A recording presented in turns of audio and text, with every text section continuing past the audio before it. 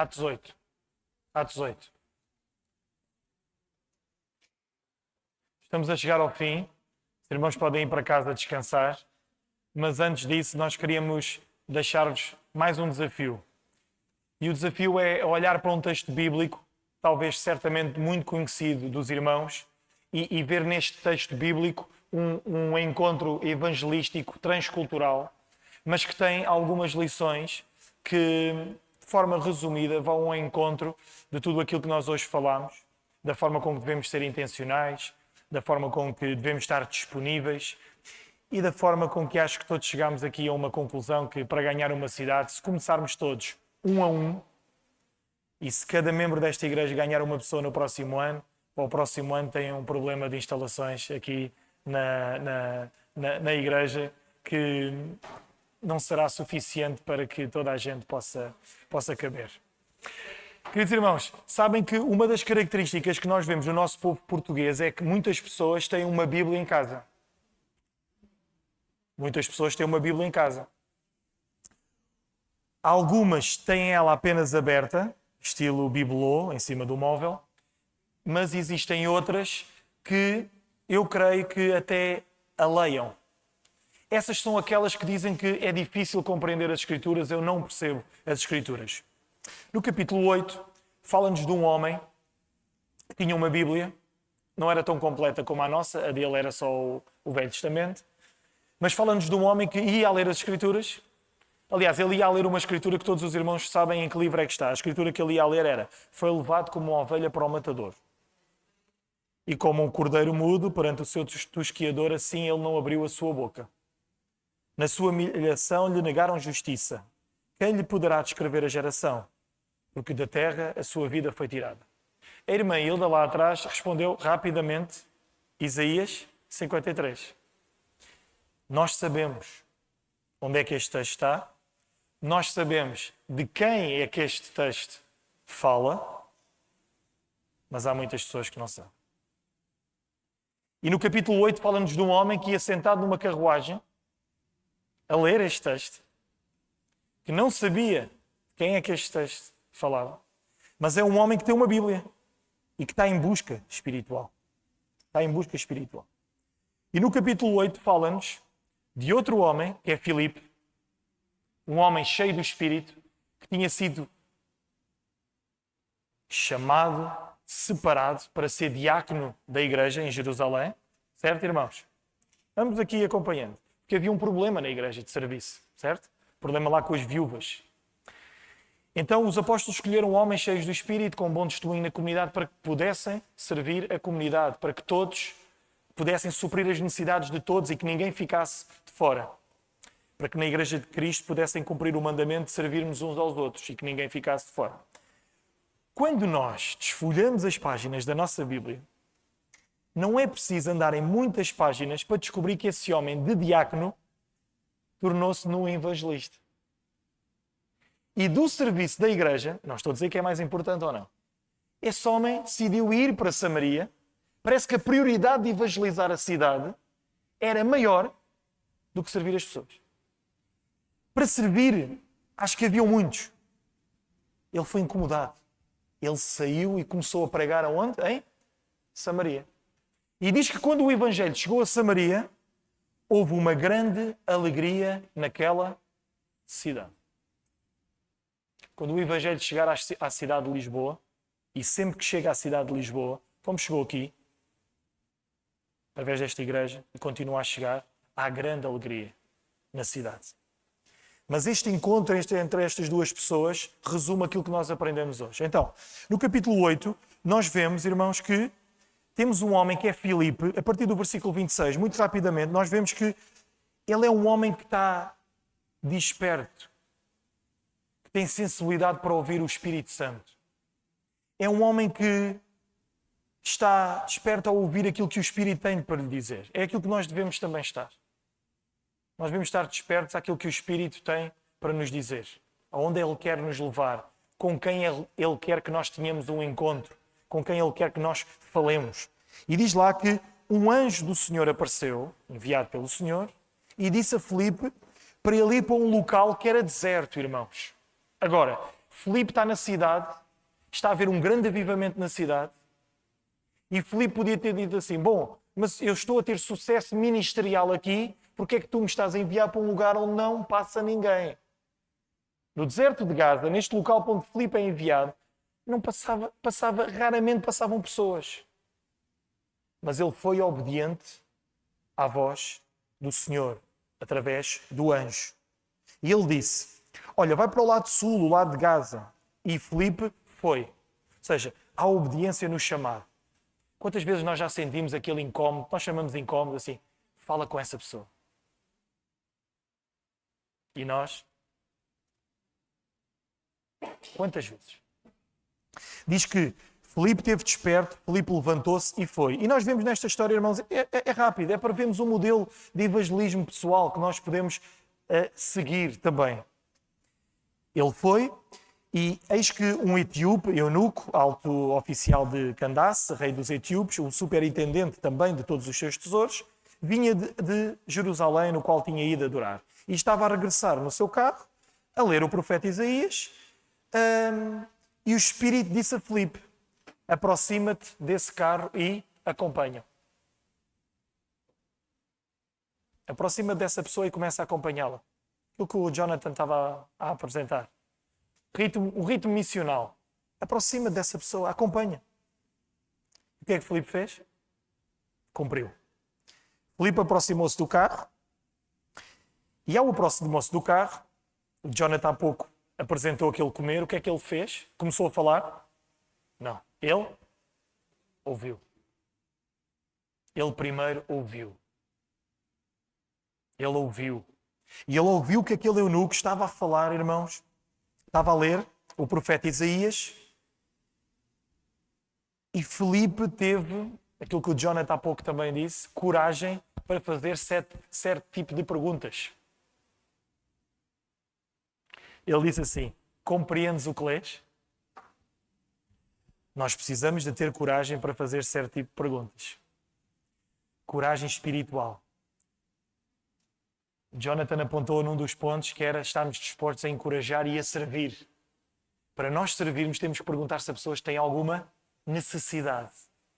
Então há perguntas que nós temos que ser ousados para fazê-las, como Filipe foi. Compreendes o que lês? Porque Filipe ao fazer esta pergunta, ele está a pôr-se na disposição de quê? De explicar. De continuar a caminhar com este eunuco. De passar algum tempo com ele, se calhar até dias, criar uma amizade, um relacionamento, fazer com ele um discipulado, marcar 1 hora à noite no Zoom e tomar um café a seguir ao trabalho. Filipe está disposto. O que for preciso, Filipe faz para que aquele eunuco compreenda o que vem lendo. E o eunuco responde. A cidade responde. Como poderei compreender se não há quem me explique? Nós temos esta tarefa. Nós que somos os conhecedores das Escrituras, que temos Escrituras, deitamos Escrituras pelos olhos para fora, desculpem a expressão, irmãos. Nós temos esta responsabilidade. De explicar as Escrituras àqueles que têm uma Bíblia em casa, que cresceram num contexto cultural, religioso, católico, que já ouviram falar acerca de Deus. E nós temos esta tarefa, nós temos este desafio, mas também temos esta oportunidade no nosso contexto, irmãos. Para os portugueses. Mas é muito interessante, irmãos, que este homem, ele é assim, e o encontro é transcultural, porque este homem ele vem de outra cultura. Este homem não se sabe, ele vem de Jerusalém, ele vem de adorar o Deus de Israel. Este homem, ele não é um prosélito, porque ele, como sendo eunuco, o seu estado físico não permite que ele seja um prosélito. Mas não é à toa que este homem vem a ler o profeta Isaías. No profeta Isaías há lá um capítulo lá mais para o fim que trazia esperança para os prosélitos. Um dia o Senhor, quando o seu Messias viesse, traria uma mensagem de esperança também para estes. E estes podiam ter um encontro verdadeiro com o Senhor. Mas este homem está numa sede espiritual imensa. Este homem vem de adorar e este homem ainda continua a ler as Escrituras. Imaginem, irmãos, saírem daqui ao domingo de manhã, no culto, e irem para casa continuar a ler as Escrituras. Há uma sede espiritual neste homem. E há uma sede espiritual porque este homem tem as Escrituras, adora o Deus de Israel, mas ainda não teve um encontro com Jesus Cristo. Ainda não teve um encontro com Jesus Cristo.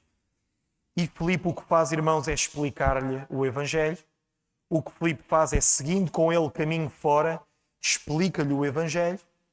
E ao explicar-lhe o Evangelho, certamente explicou-lhe a necessidade dele se arrepender, dele crer e dele ser batizado. Porque Filipe responde: eis aqui água, o que me impede que eu seja batizado. Irmãos, eu não vou fazer nenhuma pregação e vou já terminar, mas o Filipe, neste encontro com o eunuco, mostra-nos e desafia-nos aquilo que está ao meu alcance e ao seu alcance. Uma pessoa para uma pessoa. E diz que o eunuco não ficou dependente do Filipe. O eunuco seguiu para casa, seguiu com a sua caravana, jubiloso, dependente de Cristo. Nós não vamos evangelizar para as pessoas ficarem dependentes de nós, nós devemos evangelizar e apresentar o Evangelho para que elas ficarem dependentes de Cristo e continuarem a sua caminhada espiritual com Cristo, porque nós possamos evangelizar a outros. Nós não vamos fazer discípulos do João, nem do Jonathan, nem do pastor Joé, nós fazemos discípulos de Jesus Cristo, para que possam seguir o seu caminho jubiloso. Nós encontramos um homem que olhava para as necessidades da igreja, sim senhor, e que estava disposto como diácono a servir a igreja, mas um homem com o seu coração em chamas, que também ouviu a voz do Senhor, olhou para a Samaria, quis sair fora das fronteiras para que o Evangelho chegasse aos limites fronteiriços para o qual tinha sido comissionado, Jerusalém, Judeia, Samaria e até aos confins da terra. E certamente este eunuco levou o Evangelho até aos confins da terra, porque este homem se disponibilizou a levar o Evangelho. Evangelizar é um enorme desafio para nós, meus queridos, e eu gostava de terminar este tempo pedindo ao pastor Joed para orar por tudo aquilo que hoje foi exposto da nossa parte, para que a igreja possa refletir acerca de tudo o que tem aprendido ao longo destes momentos de formação, que já são tantos, não é? E que principalmente aquilo que ficou ganhe raiz para que as vidas dos membros da igreja sejam vidas que frutificam com propósito. Não é, pastor? Vidas que frutificam com propósito. E nós terminamos desta forma a nossa apresentação e deixando também este desafio e este encorajamento.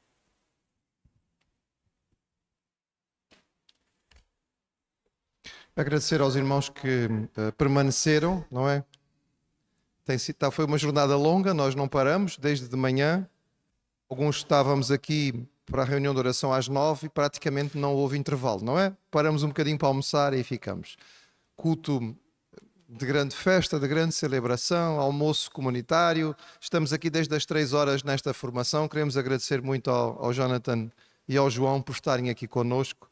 Creio que aquilo que eles partilharam foi útil, foi valioso, foi prático, foi inspirativo. Dizer aos irmãos, e pronto, cada um terá sido de uma maneira.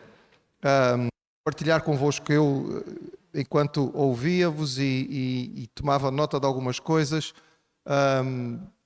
veio à mente uma ideia e vou colocá-la em prática esta semana. Vou levar um cartãozinho para os meus colegas de trabalho, que me conhecem, que já ouviram mais de uma vez da minha parte, mas vou simplesmente lembrar a eles, olha, sou uma pessoa que acredita em oração, gosto e oro por vocês, mas queria saber se têm algum motivo específico e deixar espaço nesse cartão, se eles quiserem, que tomem nota dos seus motivos e me devolvam.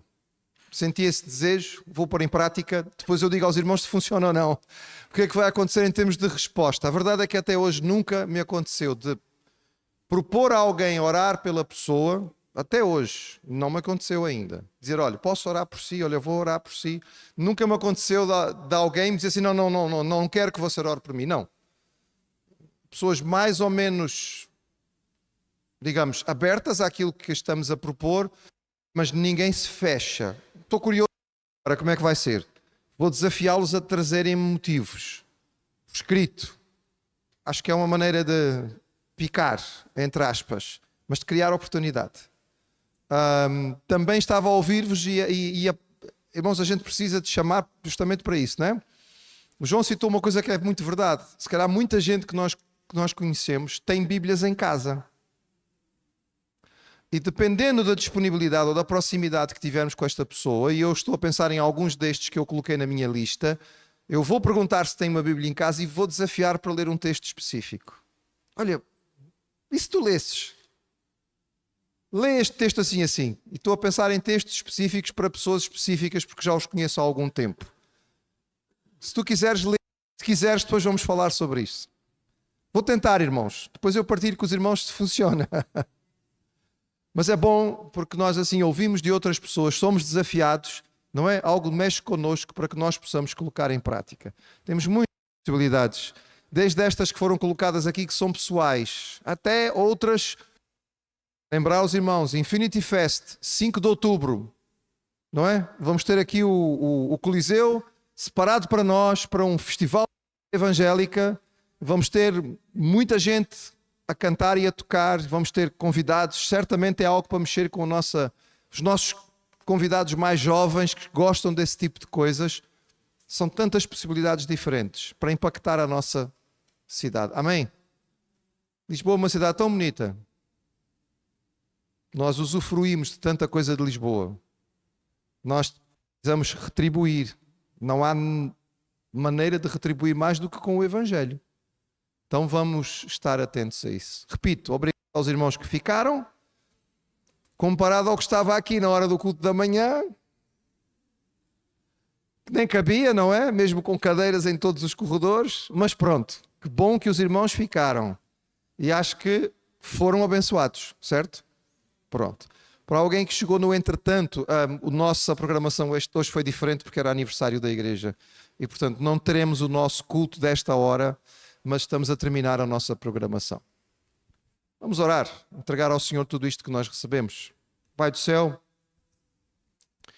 nós te agradecemos pela vida do Jonathan, trouxeste-o de tão longe para ser bênção no nosso país. Te agradecemos pela vida do João, que tem crescido no seu ministério, ali em Queluz. Obrigado, Senhor, porque eles separaram este tempo para vir aqui, porque eles trabalharam, leram, estudaram, montaram este tempo de formação para nós. Obrigado porque nós fomos inspirados, desafiados a abrir os nossos olhos a perceber que podemos fazer mais e queremos fazer mais. Mexe com os nossos corações, aviva os nossos corações, desperta-nos para pôr em prática aquilo que nós recebemos. E abençoa-nos, Senhor, com a alegria de ver resultados. Abre os corações, prepara os corações daqueles a quem nós vamos a tocar. Leva-nos em paz, dá-nos bom descanso. Obrigado, Senhor, pela muita alegria que nós tivemos neste dia. Tudo isto nós agradecemos em nome de Jesus. Amém. Só uma coisinha para os membros de igreja. Os irmãos ouviram falar da necessidade de espaço para uma conferência missionária nepalesa, ou seja, com irmãos em Cristo do Nepal, de vários lugares da Europa, e que vai acontecer em Lisboa. Eles perderam o seu local, que estava separado, porque percebeu-se que eles iam fazer uma coisa que era evangélica e cristã, então o espaço foi negado a eles, e nós estamos em conversação para eventualmente, se eles entenderem que poderão usar aqui o nosso espaço. Peço aos irmãos que orem por isso, está bem? Será este mês de julho. Vão vir a sexta, sábado e parte do domingo. Não tem nada certo, estamos em conversa. Vamos orar. Se for a vontade do Senhor que aconteça no nosso espaço, que nós possamos ser bênção como igreja.